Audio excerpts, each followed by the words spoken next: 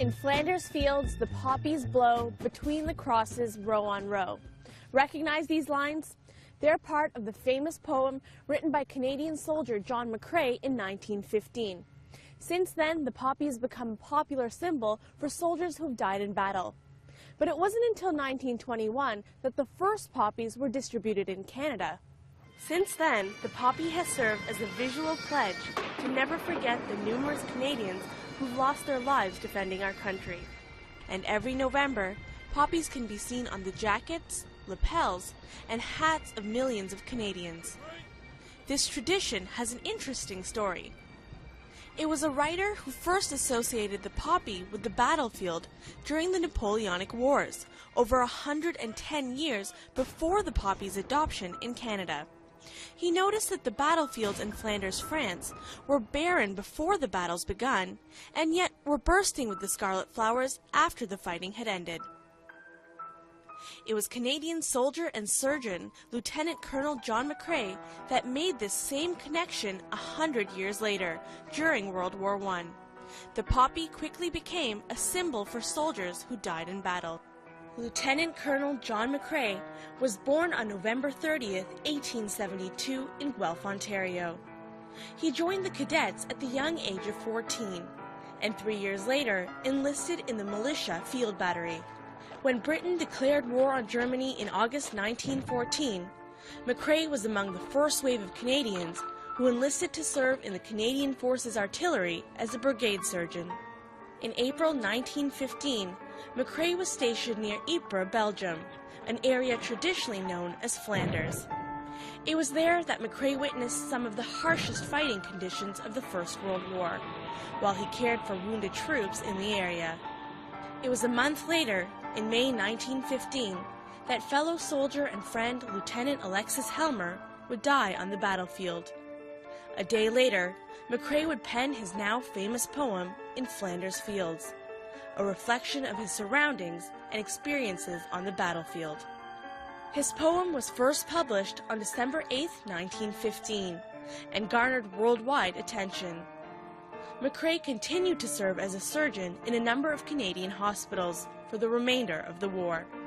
Lieutenant Colonel John McCrae succumbed to pneumonia on January 28, 1918. Little did he know that those few lines he wrote on the battlefield would soon become a universal tribute for soldiers who died in war. So how did this 19th century discovery in France make it to North America?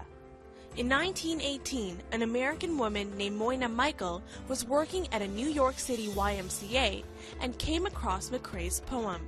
She was so moved by his work that she pledged to wear the poppy in memory of the fallen soldiers. But the story doesn't end there. 2 years later, in 1920, during a visit to the U.S., a French woman named Madame Guérin learned of Moina's custom, and upon her return to France, she decided to use the poppies to raise money for children living in areas affected by the war. Finally, on July 5, 1921, the predecessor of the Royal Canadian Legion, the Great War Veterans Association, followed Madame Guérin's example and adopted the poppy as its official flower of remembrance and as a fundraising aid. Cloth poppies were made by disabled veterans, and the production of poppies was run by Veterans Affairs. In 1996, the Legion took over, and today, the Poppy Campaign is one of their most important programs. Money raised from poppy sales provides assistance to ex-service people, funding for medical appliances and research, as well as various other purposes. Traditionally, the distribution of poppies to Canadians begins on the last Friday of October, and they can be worn any time after that date. Although it's customary for the poppy to be worn only during the remembrance period, a person may wear one any time they wish to do so. Often, you can spot them at commemorative events throughout the year.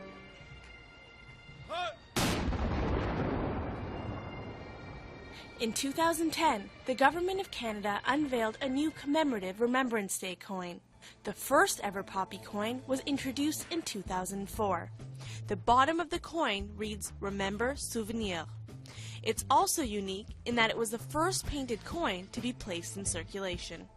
Here at Beechwood Cemetery, over 75,000 Canadians have been laid to rest, including poets, prime ministers, and soldiers. Since the Northwest Rebellion of 1885, soldiers who died in the line of duty and veterans of war have been buried here. And every year, around Remembrance Day, the military sections of the cemetery are adorned with dozens of poppy wreaths in honor of those who've served us. And now you know.